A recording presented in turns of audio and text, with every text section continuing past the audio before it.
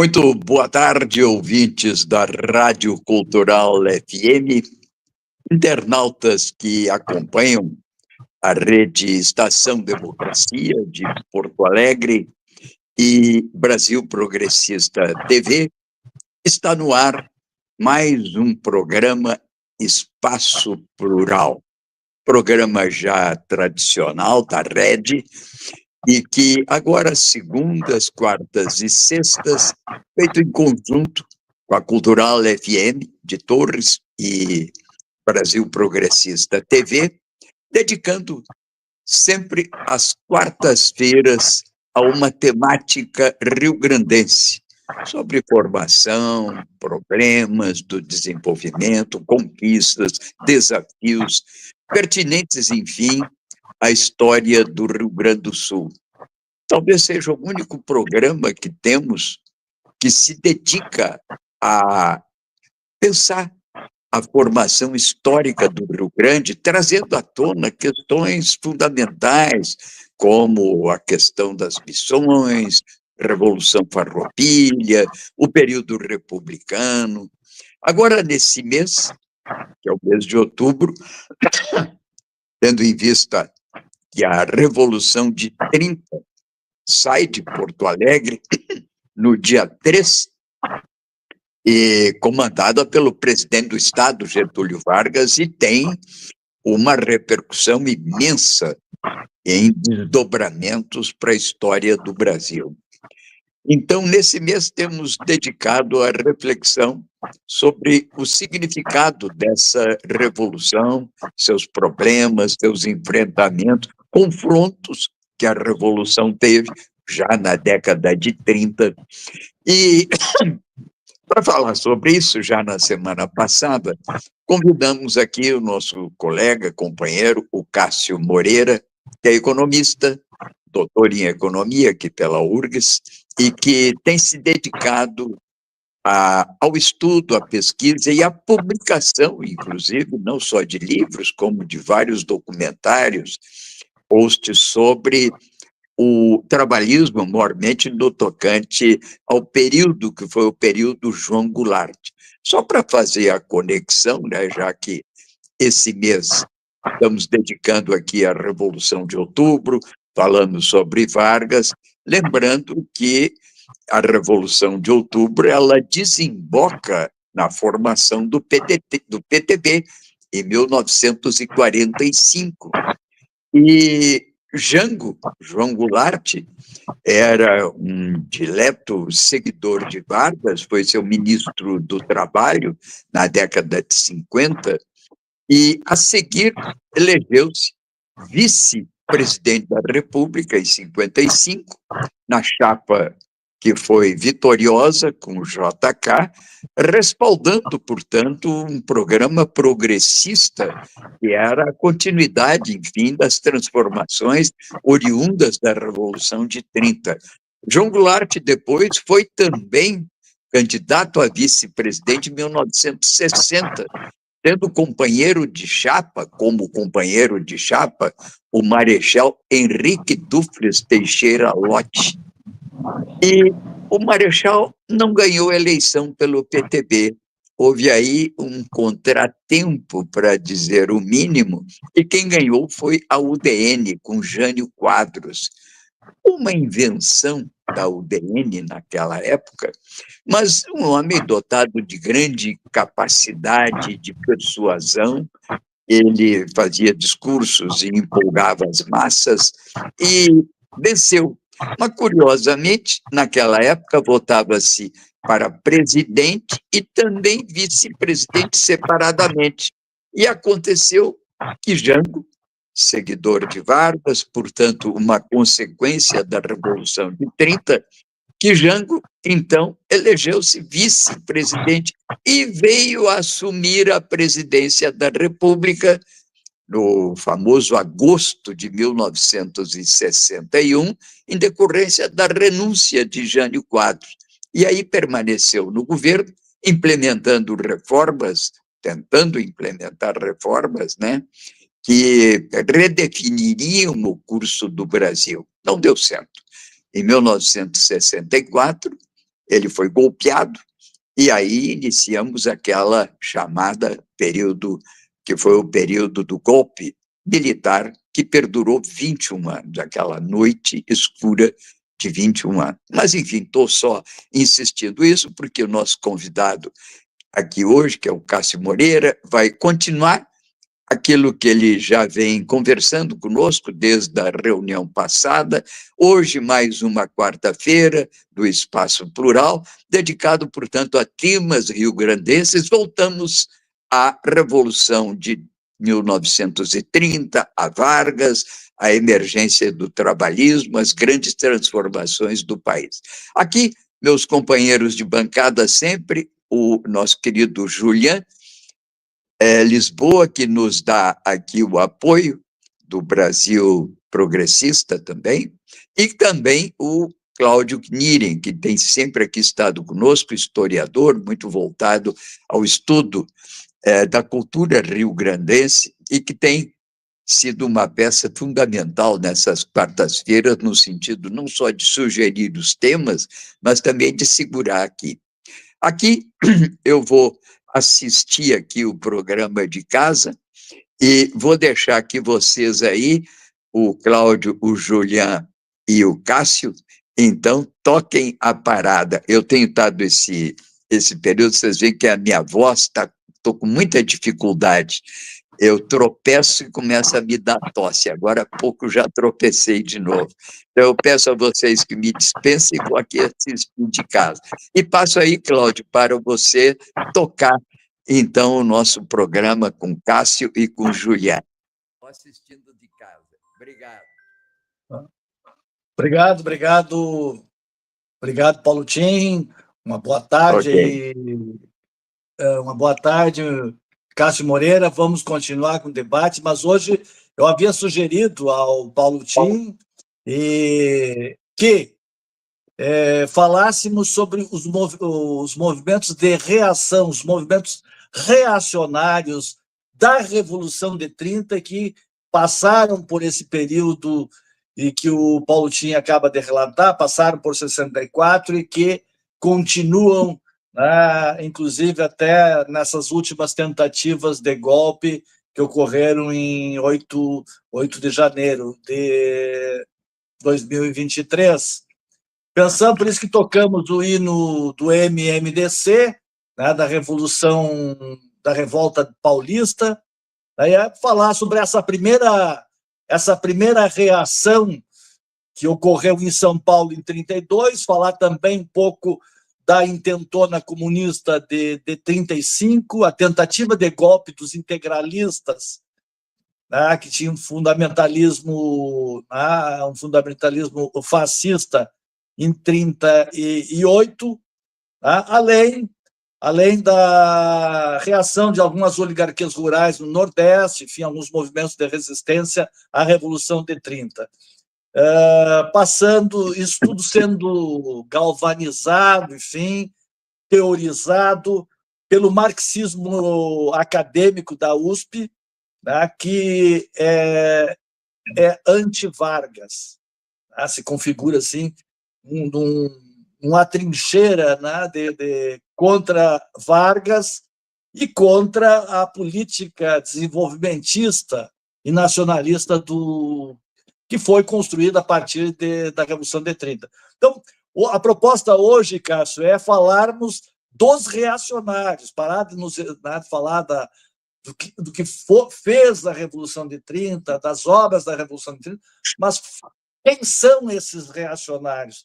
Eu percebi, já te passo a bola, Cássio, que em todas essas revoltas, nessas badernas, enfim, nesses movimentos reacionários, tem uma questão que me chamou a atenção, Cássio, é a presença permanente de uma classe social, a classe média brasileira, que vai se construir a partir da Revolução de 30, vai se construir essa camada média da população.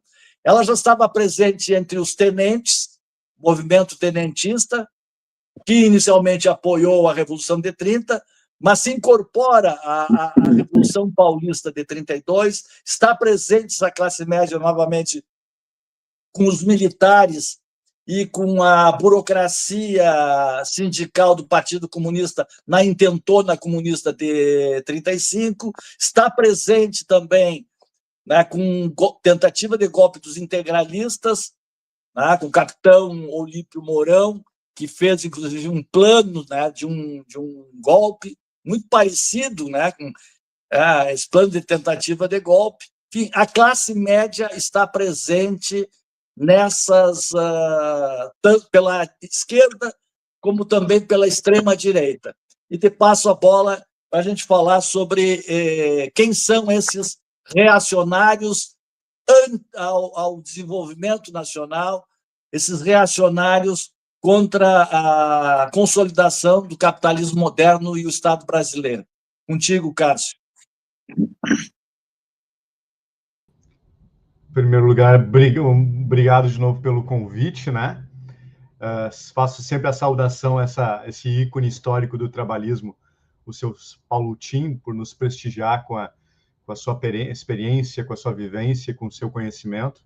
E agradeço também ao Cláudio e ao Julian, né? Muito obrigado pelo convite. Só uma coisa antes, tá certo agora o logo atrás? Que antes estava espelhado, eu virei? Ou tá invertido? Certo. Tá certo? Tá, porque antes eu acho que eu tinha saída invertido, né?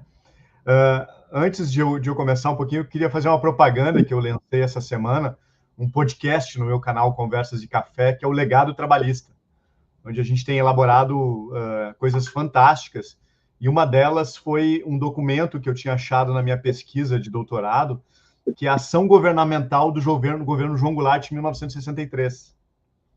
Até mandei para o seu Tim, né, para assistir, e é impressionante a quantidade de coisas, né, que o governo João Goulart fez em um ano. E aí eu fiz um vídeo explicando, está aqui no Legado Trabalhista, né, no podcast, que já tem 39 vídeos, tá? E o próximo que eu estou fazendo é um paralelo entre muitas coisas que foram feitas no governo Jango e que foram feitas no governo Lula, mostrando muitas semelhanças em algumas coisas, né? Bom, hoje eu acho que o tema foi bem escolhido, viu? Essa questão enfim, desses movimentos mais reacionários, porque eles existem já há muito tempo, né? E especialmente a partir de 1930, começa, antes até do que acaba eclodindo na Revolução Constitucionalista de 32, embora com discursos um pouco diferentes, mas tem a própria Ação Integralista Brasileira, né, a AIB, criado pelo Plínio Salgado, que começa esse movimento todo, né?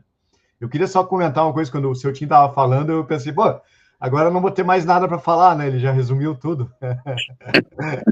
Brilhante síntese, seu Tim, mestre Tim. Então, a gente vai falar um pouquinho. Então, a minha fala ela vai estar distribuída em 3 partes, tá? A gente vai falar um pouquinho desse movimento integralista e, enfim, reacionário lá da década de 30, 40, né? Também vamos falar do próprio regime militar, e especialmente do governo Geisel, que muitas pessoas confundem, embora foi um governo nacional desenvolvimentista, não foi um governo trabalhista. Então, as pessoas às vezes acham que ser nacional desenvolvimentista é ser trabalhista, e são conceitos diferentes que por muitas vezes anda junto, né? Embora a gente tenha o trabalhismo inglês, que não tem muito a ver com nacional desenvolvimentismo. Então, são conceitos que estão distintos, separados, mas que na história do trabalhismo histórico brasileiro, representado pelo PTB antigo e em refundação agora, sempre foram muito casados, né? O nacional desenvolvimentismo, iniciado na era Vargas, e o próprio trabalhismo também brasileiro, histórico brasileiro, iniciado na era Vargas. E o contraponto disso, no lado mais extremo, vai ser essas medidas reacionárias que vão acontecer, em especial no início da década de 30. Então, a ideia dessa minha primeira parte é me centrar um pouquinho sobre esse movimento integralista brasileiro. Aí depois eu vou falar um pouquinho sobre o regime militar e eu vou falar do próprio bolsonarismo, que é uma certa continuação, claro que em contextos históricos completamente diferentes, né? E também vou falar um pouquinho no fenômeno, que até fiz um podcast no meu canal, que é o chamado, que eu criei esse conceito, do cirismo-lacerdismo, também que traz essas origens um pouquinho, né, da questão do fascismo, do pensamento único, de tratar o outro como inimigo, e do antipetismo. Então, a minha fala vai ser distribuída nessas 3 partes, ok? Então, me dá um tempinho só para eu pegar um copo d'água? Sim, enquanto isso, eu faço uma introdução sobre o que foi a primeira grande tentativa de golpe feita pelos paulistas, na Revolta Paulista de 32. Os paulistas haviam traído os mineiros em 30, né? Era a vez de os mineiros indicar o presidente da República, e eles quebraram um grande pacto de 40 anos. Então, quando eles se levantaram contra Getúlio, em 32, obviamente não tiveram o apoio dos mineiros. Os paulistas foram derrotados, mas comemoram a sua revolução derrotada. E aí eu vou meio que tentar imitar o Peninha. Peninha, historiadores que têm nojinho da Revolução Farroupilha. Historiadores que têm nojinho da Revolução Farroupilha dizem que os gaúchos comemoram uma derrota. Olhem só, os paulistas os paulistas também comemoram a derrota. 9 de julho é feriado em São Paulo, e eles comemoram o que eles chamam de revolução, que não passa de uma tentativa de golpe, né, que foi armado a partir de maio de 32. Eles não aceitaram a indicação do Vargas, que indicou o governador do estado de São Paulo, porque era um pernambucano, era um nordestino, um forasteiro de São Paulo. Ficaram com raiva desse nordestino, começaram as manifestações, não foram para Paulista, né, porque ainda não existia essa Avenida Paulista, mas foram na frente da sede do Partido Popular Paulista, que tinha apoiado o governador, que era o tenente Miguel Costa. E aí fizeram uma manifestação muito grande lá. Esse partido era um partido militar, de militares, que de fato deram tiros em cima da manifestação e mataram 4 pessoas. Os paulistas dizem que mataram 4 jovens estudantes. Em primeiro lugar, é narrativa.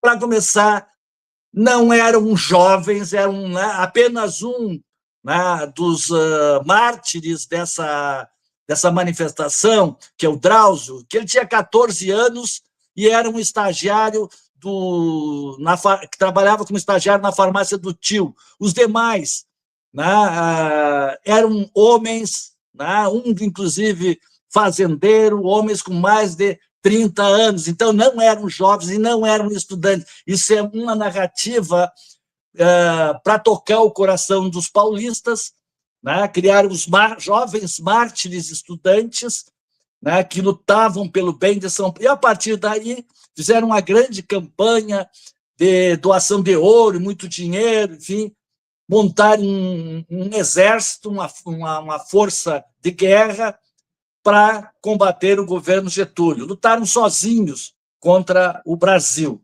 Foram, obviamente, derrotados, e vejam só, quero levantar um ou dois personagens que participam personagens reacionários. Um é o coronel Euclides Figueiredo.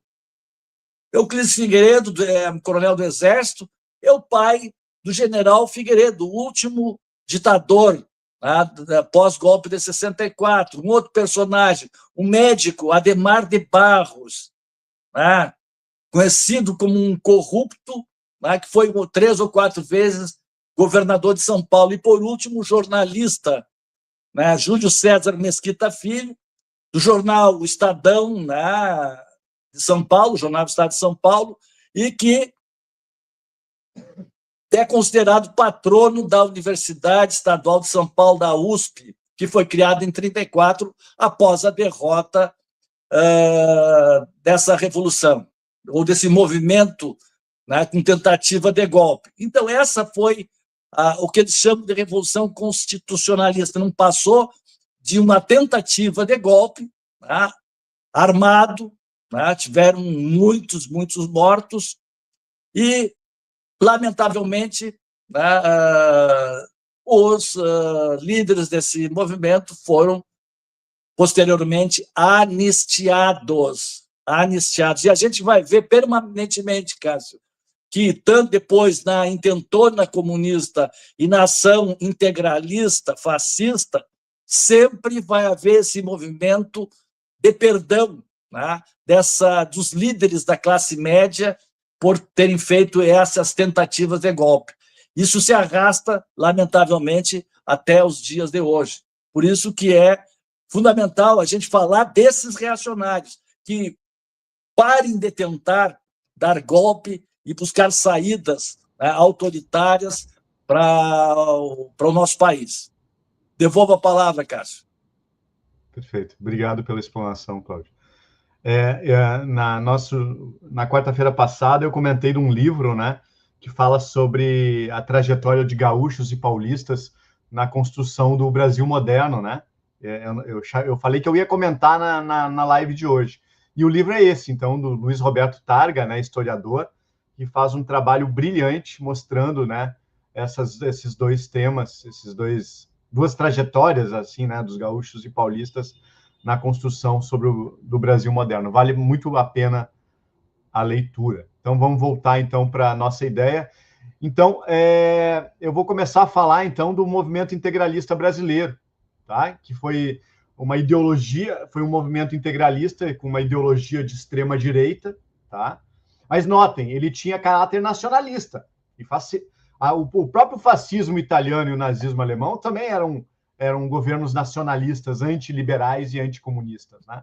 Então, o movimento integralista, criado pelo Plínio Salgado, acabou se tornando uma força significativa naquela época, tanto que vai ser abafado depois pelo Getúlio Vargas, tanto com a intentona comunista quanto a ação integralista. O Vargas vai abafar esses dois movimentos de extremos, né, com o Estado Novo. O próprio integralismo, ele acaba defendendo, então, um Estado autoritário, como eu já falei, rejeitava o liberalismo, o comunismo, e promovia, né, quase que um nacionalismo muito fervoroso. Alguns símbolos eram usados nesse movimento, por exemplo, o sigma, né, o emblema sigma, a saudação Anauauê, né? Seu Tim? O senhor deve ter lido muita coisa e até... Anauê, pelo bem do Brasil. Anauê. Anauê, então, pelo bem do Brasil. E nota que o discurso do Bolsonaro também Deus acima de tudo, o Brasil... Na verdade, é a família Bolsonaro acima de tudo, né? Mas, enfim, de 32 a 37, né, esse movimento vai ter o seu auge de popularidade e acaba, então, sendo abafado pelo Estado Novo, né, pela implementação da ditadura. Cássio, oi. Hoje, revisando esse conteúdo, me chamou a atenção outra coisa.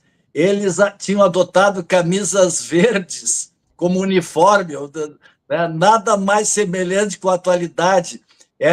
Apesar de serem nacionalistas, tinham forte crença em Deus e no cristianismo. Eram uniformizados, usavam camisas verdes, né? Nada mais semelhante do que o bolsonarismo de hoje, que rezam para pneu e usam, né, camisetas verde e amarelo. E nota que esse movimento ele reunia principalmente intelectuais, né, e simpatizantes de ideias mais nacionalistas e autoritárias. Ele teve uma expansão rápida, né, por vários estados brasileiros, atraindo milhares de militantes, e acabou até se tornando talvez um dos maiores movimentos fascistas das Américas, né?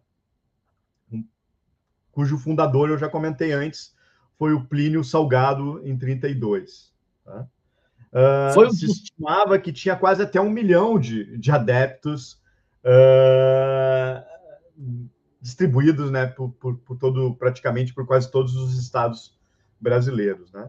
Os pilares ideológicos desse movimento, basicamente, um Estado forte e autoritário, o corporativismo, o nacionalismo extremo, o anticomunismo e o antiliberalismo. Então, notem que ser antiliberal, que hoje muito a questão de direita e esquerda está muito ligado com ter mais intervenção do Estado na economia ou menos intervenção do Estado na economia. Mas notem que nós tivemos os movimentos fascistas, eles eram todos antiliberais. Claro que, naquela época, o liberalismo, o keynesianismo toma conta do mundo, né, a partir da década de 40. E hoje, eu até criei uma expressão chamado liberfascismo, né, que é um fascismo, só que o fascismo do século XXI, que está muito presente até no próprio bolsonarismo, ele não é antiliberal, ele é liberal na economia. Né? E não é nacionalista, né? Convenhamos, Cássio. Não é nacionalista. Ele é patriota, patriótico, mas não é. Mas não é nacionalista, exatamente porque os conceitos são diferentes. E nota que o patriotismo chega até a ser um patriota com as cores dos Estados Unidos, né? Com a listra da bandeira, salvo aquela, né? Menciona aquela bandeira americana estendida na Avenida Paulista nas manifestações de apoio ao ex-presidente Bolsonaro. Então, essa ideologia integralista, ela defendia um Estado forte, né, organizado com bases em sindicatos, para te ver, ou seja, um corporativismo dentro, né, do... Por isso que algumas pessoas confundem integralismo com trabalhismo, nesse momento histórico que a gente vive, né? Então, havia essa rejeição forte ao liberalismo e ao comunismo, né? E eles se posicionavam como uma terceira via, né? Ou seja, uma terceira via, né? Os símbolos, tu falaste muito bem, né? As camisas verdes, era um uniforme oficial dos integralistas, usado muitas vezes em desfiles e manifestações, e nota que muito daquela ideia do Goebbels, né, de manipulação de massas, está muito presente no nazismo, estava muito presente também aqui no integralismo, assim como no bolsonarismo, né, de inimigo único. O inimigo único do bolsonarismo é o antipetismo, né? Pós-Vargas vai ser o antigetulismo. O símbolo sigma, né, que é tipo um Z invertido, né, representava a ideia de unidade nacional. A saudação Anauauê, né, e olha o lema: Deus, pátria e família. É muito...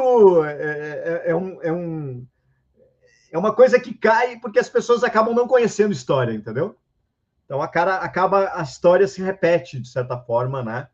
Em outros contextos. Então, esse era a simbologia do fascismo no Brasil, com camisas verdes, Deus, pátria, família, símbolo sigma, o sigma grego e tal. Né?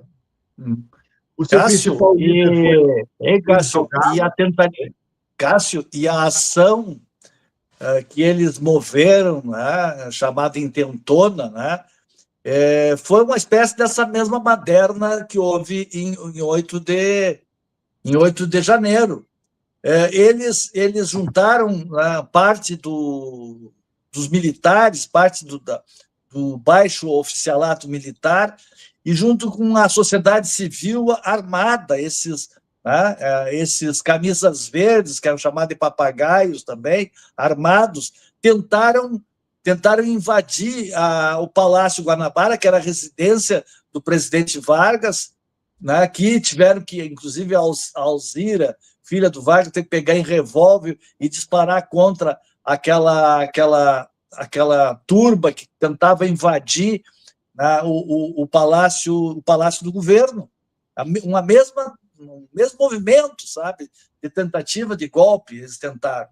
Né? Foram 1.500 presos, 4 morreram e 14 ficaram feridos nessa tentativa de golpe que houve em 11 de maio, né? E que foi na capital do Brasil, que era, na época, Rio de Janeiro. E uma coisa que me chamou a atenção também, Cássio, é o envolvimento da classe média. O poeta Vinícius de Moraes andou flertando com o integralismo. Por quê? Ele tinha um discurso moralista, desse moralismo lacerdista, na época, já tinha esse discurso? Isso eu não sei te dizer, né? Talvez o seu time possa contribuir com a gente. Mas, assim, esse movimento, ele também acaba tendo dissidências, né? O principal líder, o Plínio Salgado, defendia a questão da mestiçagem como característica positiva para o Brasil, né? Coisas mais progressistas, inclusive. Buscava uma identidade nacional mais inclusiva, né? Evitava posições mais antissemitas, priorizava o nacionalismo sobre questões raciais, mas esse movimento não era totalmente homogêneo, ele não era homogêneo, tanto que vai ter algumas divergências significativas, né? O principal deles vai ser o próprio Gustavo Barroso, que vai ser um líder dissidente mais radical, defendia explicitamente o antissemitismo, se inspirava em ideias mais conspiratórias europeias, criticava a posição mais moderada do Plínio, né? E representava, então, a ala mais extremista desse movimento, né? Então, ele não era um movimento ele não era homogêneo, porque tinha diversas interpretações sobre a questão da identidade nacional, sobre a raça, sobre os caminhos que o Brasil deveria seguir, né? Então, tinha um pouco de uma certa divergência, né? Como eu comentei, foi talvez um dos maiores movimentos fascistas das Américas, quase 1 milhão de adeptos, praticamente ficou 32 a 37, 5 anos, né, onde teve o seu maior auge, que foi abafado pelo Vargas, né? E havia também estava se tornando um movimento de massas, né? Com penetração nacional, com organização em manifestações públicas, publicando em jornais, né? Criando escolas, núcleos praticamente em todos os estados brasileiros, né? A capacidade de mobilização era impressionante, né? Porque são esses movimentos fascistas, eles trabalham com uma coisa que, de certa forma, está embutida em todas as pessoas, que é o ódio, né? Algumas pessoas mais, outras menos. Então, tem pessoas que acabam meio que canalizando esse ódio numa outra coisa e acabam trazendo essa sensação de pertencimento. Eu sempre indico para os meus alunos o filme A Onda, que conta, né, como um professor de história, ele foi perguntado para uma estudante como é que milhares de alemães aceitaram o Holocausto. Isso foi uma experiência real, viu, Julia e Cláudio e Tim? E aí ele resolve fazer um experimento em sala de aula que foge do controle. Ele cria um movimento fascista na turma dele que acaba meio que se espalhando para o colégio todo. Então fica essa dica de filme, vale muito a pena assistir. Então, com a ditadura do Estado Novo, que o lado negativo é esse cerceamento à liberdade de expressão, etc., mas o lado positivo é que o Vargas vai consolidar o Estado Nacional brasileiro e provavelmente vai impedir a ascensão de um movimento fascista no Brasil, porque o Estado Novo vai proibir os partidos políticos, inclusive a AIB, né? Ação Integralista Brasileira. Isso em 1937. E aí, com a proibição e a perseguição a esses líderes, o movimento acaba se fragmentando e perdendo força. Então, dá para dizer que o próprio Vargas, né, abafando a intentona integralista, que tentam tomar o poder por meio de um golpe contra o Vargas, com uma repressão violenta, acaba, de certa forma, extinguindo, impedindo. É engraçado, né, que algumas pessoas tentam atribuir fascismo ao Vargas. Não, o Vargas impede um movimento fascista de tomar o poder no Brasil. E um movimento comunista também, né, com a intentona comunista. Então, algumas lideranças vão ser exiladas. Oi? Cássio, então, antes de entrar adiante, fazer duas observações, né, sobre o integralismo.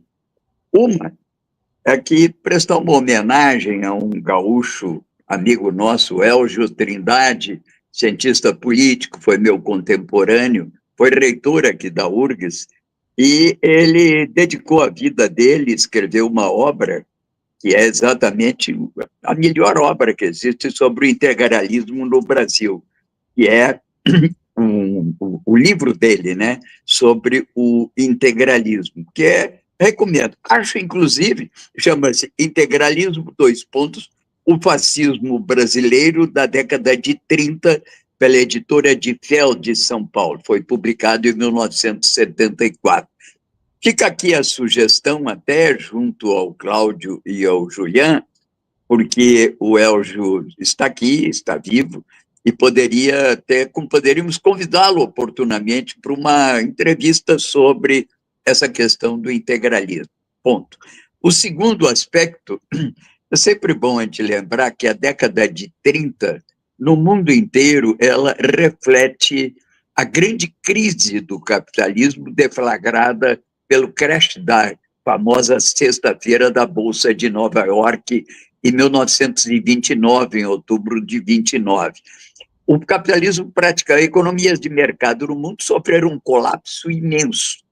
E diante desse colapso surgem naturalmente algumas manifestações de resposta a esse colapso. A maior resposta, por incrível que pareça isso, ou diga, as duas mais conhecidas respostas internacionais foram pela direita na Alemanha com o nazifascismo, que foi uma expressão, como você disse, foi um antiliberalismo voltado à reconstrução da Alemanha, aproveitando a crise das potências hegemônicas para ganhar um lugar ao sol através de uma proposta autoritária.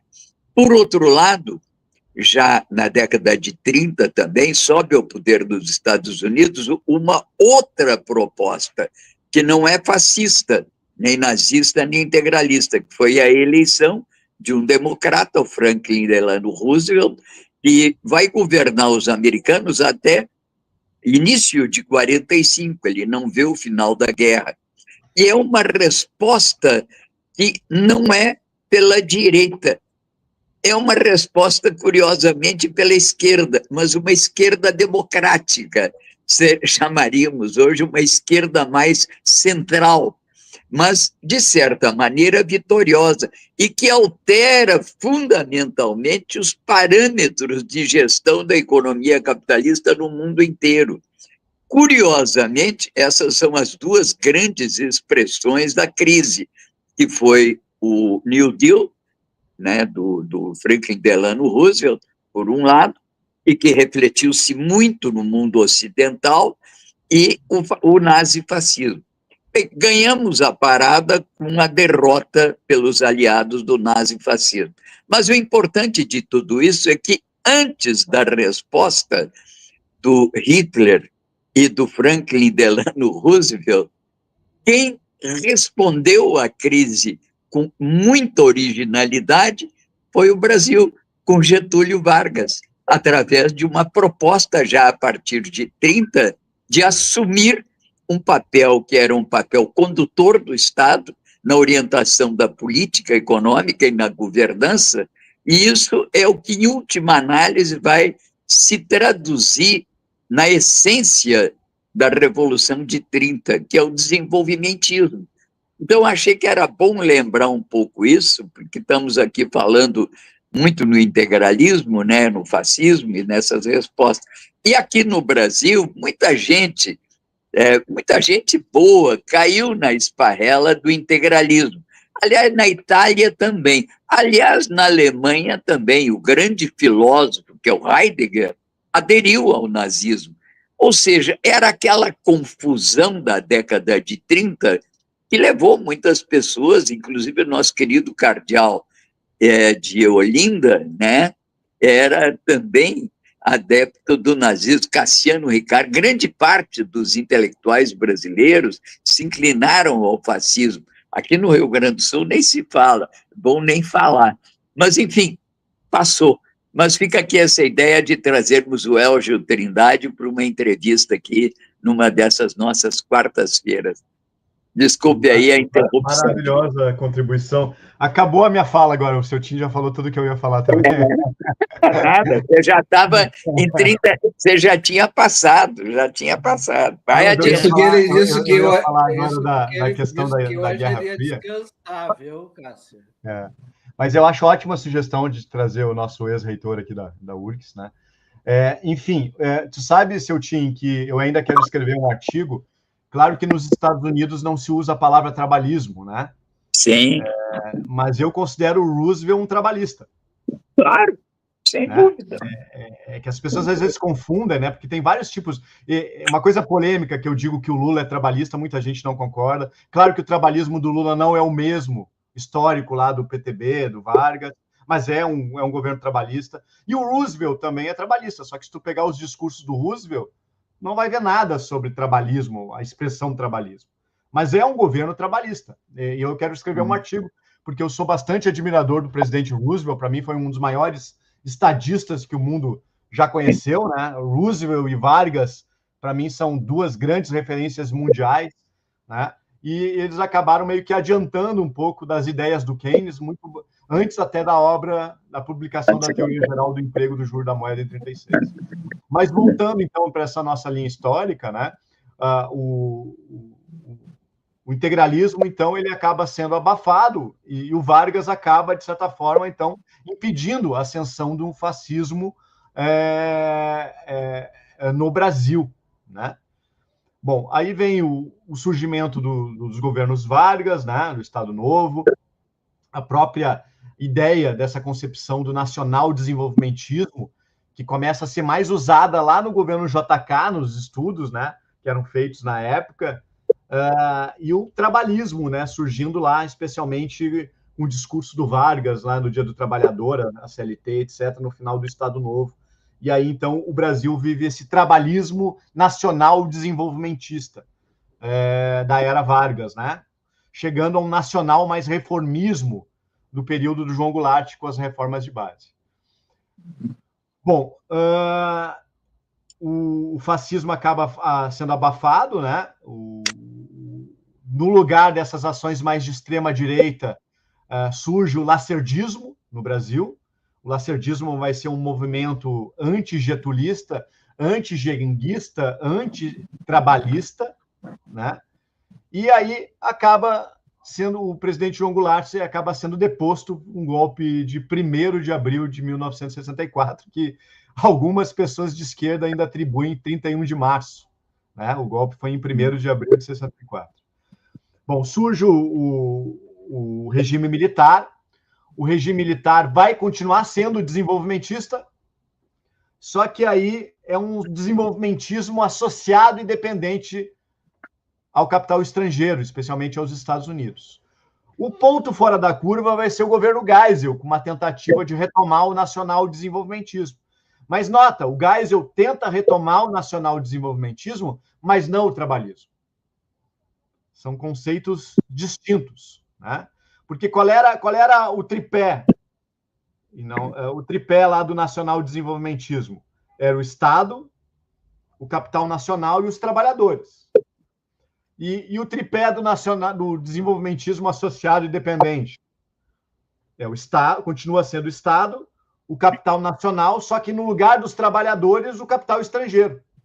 E o capital estrangeiro começa a ganhar mais predominância, especialmente após o JK, que para mim é considerado um governo híbrido, né?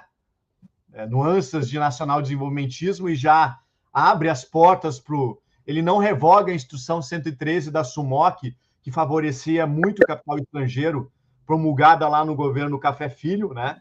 Foi uma espécie de Temer do Getúlio Vargas, né? E aí o que acontece?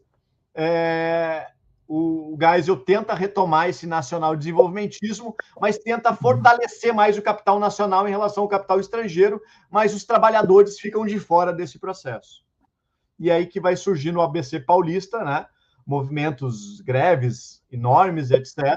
No início surge um movimento antitrabalhista, porque esse movimento sindicalista que vai surgir no PT, ele via Vargas como populista, manipulador das massas, não tinha a compreensão que hoje tem, que o Lula tem da importância do que foi o Vargas no país, e aí que surge, então, esse filho que ficou longe do pai por 21 anos e não conheceu o pai, que vai ser o PT, né? Embora o PDT vai ser o herdeiro doutrinário do trabalhismo, porque o PT não usa a palavra trabalhismo, deveria usar, né? Mas não se fala trabalhismo no PT. Mas o PT vai ser o herdeiro das massas. Tanto que a refundação do PTB tenta unificar essas duas coisas, né? Eu posso, Cassiano, como petista, dar aqui um depoimento e explicando já algumas razões, né, desse antivarguismo, antitrabalhismo que existe dentro do Partido dos Trabalhadores. Em primeiro lugar, né, o PT foi feito do movimento sindical e de movimentos estudantis contra a ditadura militar e estudantes universitários, e uma intelectualidade, o movimento da intelectualidade, chamada intelectualidade marxista, boio entre aspas. Muitos Mas da quem USP, é essa intelectualidade marxista? É uma intelectualidade que o movimento surgiu em São Paulo, no ABC Paulista, é a paulistana, formada na USP. Francisco Verfort, né, que era do grupo do Fernando Henrique Cardoso, foi fundador do PT, né, da Escola Perseu Abramo, Escola de Formação Política e Sindical do PT, que absorveu toda essa doutrina da USP paulistana, né, pseudo-marxista, né, porque escolheram lá no passado, pós-Revolução de 32, escolheram um inimigo, um culpado interno, um inimigo comum, que era Vargas, e essa intelectualidade no campo da economia foi contra o desenvolvimentismo nacionalista. O próprio Fernando Henrique Cardoso, que era dessa esquerda marxista, desenvolveu a teoria da dependência associada, ou seja, associada ao imperialismo americano.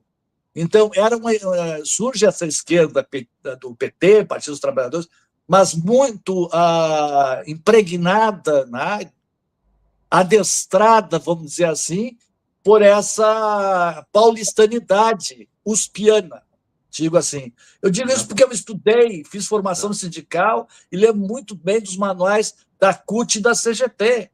A crítica ao varguismo, enfim, tudo isso que a gente está falando. Então, pela esquerda, né, até um determinado momento, aí também o Partido Comunista do Brasil, brasileiro, que tentaram fazer uma intentona lá em 1935 contra Vargas, também entram, né, nesse grupo de classe média intelectualizada, né, petista, comunista, anti-Vargas.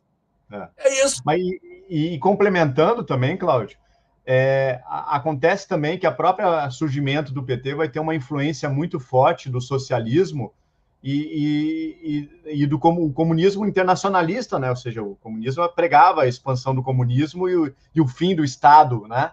Nação. Então, se via como o Vargas era um reformista que não pretendia acabar com o capitalismo, e como muitos desses pretendiam acabar com o capitalismo, com a implementação do socialismo, se via o Vargas como um inimigo, porque ele acabava favorecendo o capitalismo, trazendo esse lado mais humano e solidário dentro do capitalismo, um reformismo dentro do capitalismo, né? Então, tanto que eu sempre digo que um dos grandes erros históricos do PT, na minha opinião, não foi ter apoiado o Brizola lá em 89. Aquela era a eleição do Brizola, né? Mas, enfim... Deixa eu meter minha colher aqui, Tim. Olha só, Cláudio e Cássio. Cássio, tu tá falando aí do que o PT tem que ser trabalhista. Eu me lembrei que nós estávamos tomando café, eu e o Raul Ponte, que é meu vizinho aqui em Canela, e nós começamos a falar do Brizola. E o Raul me disse que em 77 ele estava em Campinas e ele foi até o Uruguai. Sei lá, acho que o Raul devia ter uns 30 e poucos anos, foi até o Uruguai com a missão de trazer o Brizola junto para a criação de um partido novo.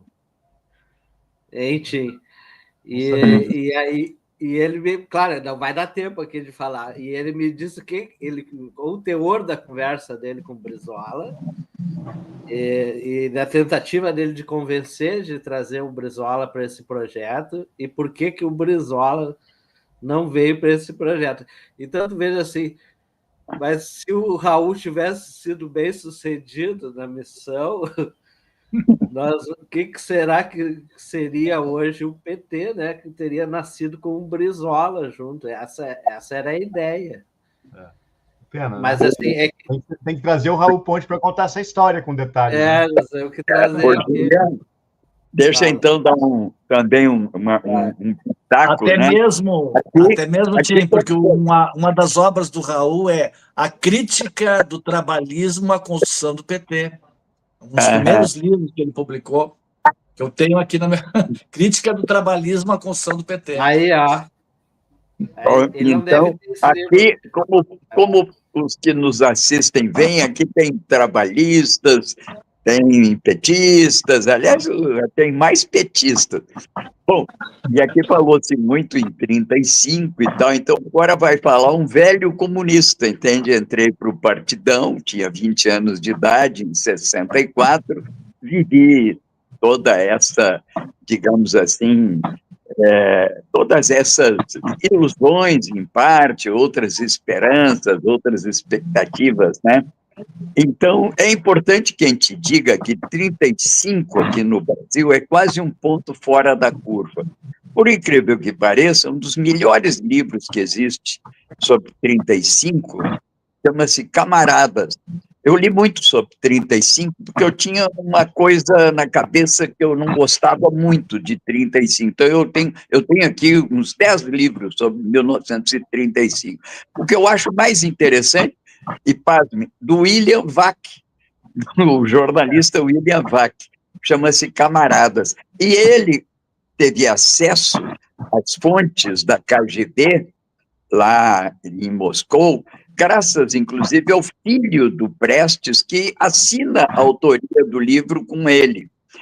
E é muito interessante, porque ele vai mostrando que 35, do ponto de vista do movimento comunista internacional, foi um ponto fora da curva, porque até 33, a Terceira Internacional realmente tinha uma posição sectária em defesa, digamos, de uma possibilidade de revolução na Alemanha e no Ocidente. Depois de 33, com a ascensão do Hitler, a Terceira Internacional, chamada de Comintern, ela mudou a posição, porque se deu conta que foi um grande erro. E passou, inclusive, a apoiar, em seguidinha passou a apoiar o movimento da República lá na Espanha, numa outra visão que seria exatamente uma visão mais ampla de promoção da democracia, dos princípios republicanos e antifascista. O problema é que o Prestes tinha um prestígio muito grande na Terceira Internacional e tinha recursos. Não vou entrar em detalhes desses recursos, não era de família, não, entende? E ele criou o Fundo Prestes, isso tudo está no livro, que é o livro do William Vac. E ele, com prestígio, ao final de contas, o Cavaleiro da Esperança, tinha, não é? Abriram uma exceção. E, na verdade, nessa exceção, o Prestes assumiu quase que uma responsabilidade inclusiva. Para acompanhar o Prestes, não vieram grandes nomes da Terceira Internacional. Alguns nomes que acompanharam foram presos, há inclusive suspeitas sobre eles. Nada a ver com a questão da Olga. A Olga era uma companheira absolutamente da confiança do movimento comunista. Mas, enfim, apenas para chamar a atenção que 35 foi um erro, a meu juízo, do Prestes, ele nunca reconheceu, muito embora quando saia da cadeia em 45, ele defende o queremismo, que era constituinte com Getúlio, o que levou muita gente, inclusive, a estranhar, porque ele juntou-se ao Getúlio. Não por acaso, depois, já no fim da vida, o Prestes vai assinar ficha do PDT e será internado. Eu estive, quando ele fez 80 anos, estive no São Cristóvão, no Rio, na época do Brizola, e fui lá prestar minhas homenagens, ele do PDT, e ele, na prática, ele reconheceu o erro, que era não ter compreendido uma revolução nacional desenvolvimentista que era deflagrada em 1930. Estavam com aqueles modelos teóricos enfim, que já estavam, inclusive, fora de vigência na Terceira Internacional. Então, eu só coloco isso, porque eu sou um velho comunista, embora não tenha me retirado do Partidão, mas em defesa um pouco até dos erros cometidos pelo velho Prestes, que é um homem que merece E, aliás, diga-se de passagem, o William Vac, em todo o livro, não fala mal do Prestes, ele presta homenagem à dignidade do Prestes.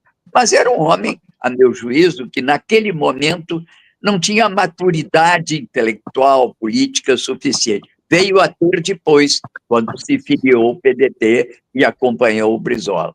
Bom, Paulo Tim, cumpri a minha missão. A missão do velho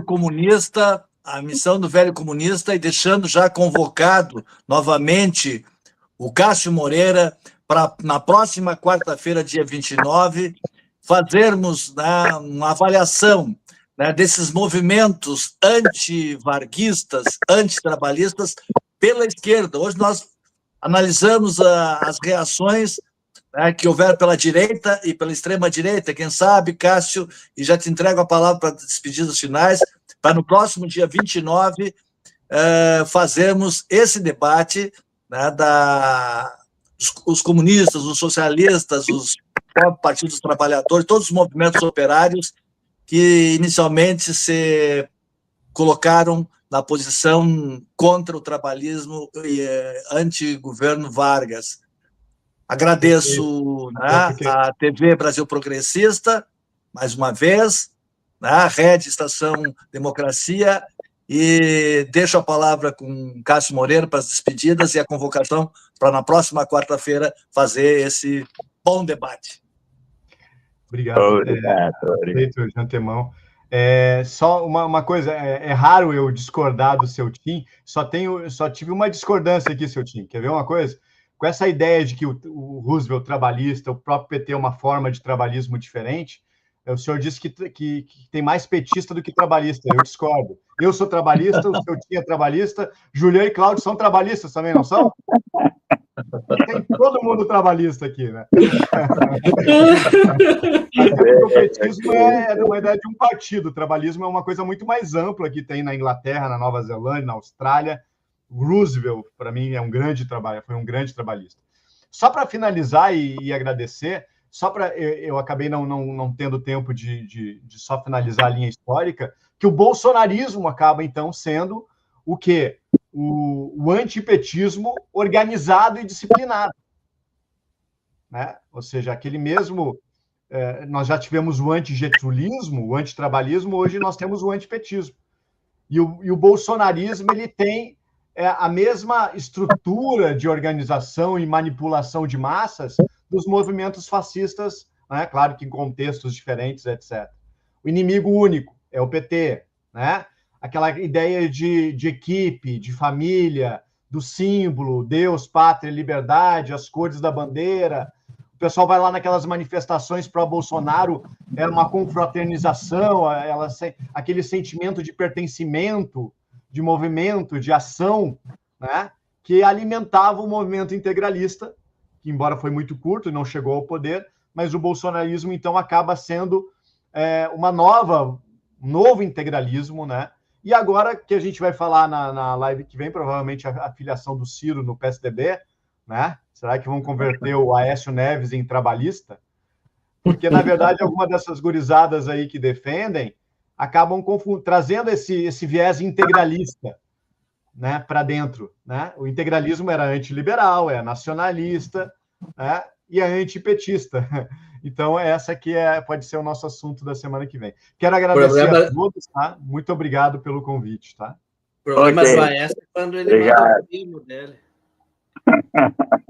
A Cultural FM agradece a contribuição e o apoio aí do Brasil Progressista TV e da Rede Estação Democracia.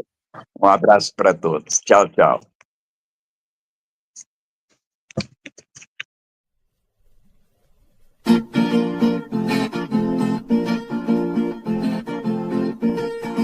A revolta aqui em São Paulo para mim já não foi bom. Pela notícia que corre, o revoltoso tem razão. Eu estou me referindo a essa nossa situação. Se o revoltoso ganhar, aí eu pulo e rolo no chão.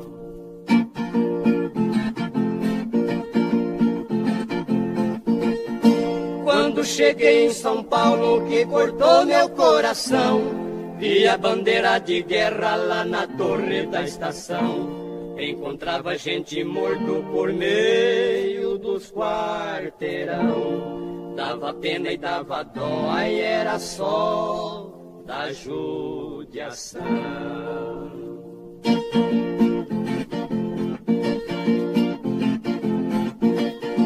Na hora que nós seguimos perseguindo o batalhão, saímos por baixo de bala e sem ter aliviação. Teve gente ali deitado sem a levantar do chão. De bomba lá em São Paulo, aí roncava que nem trovão.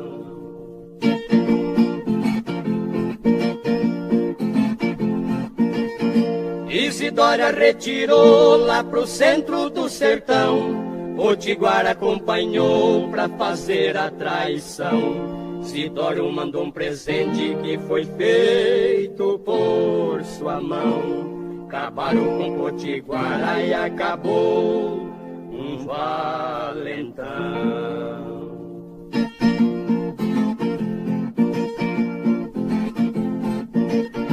Nós tínhamos 42 que atirava noite e dia. Cada tiro que ele dava é só mineiro que caía.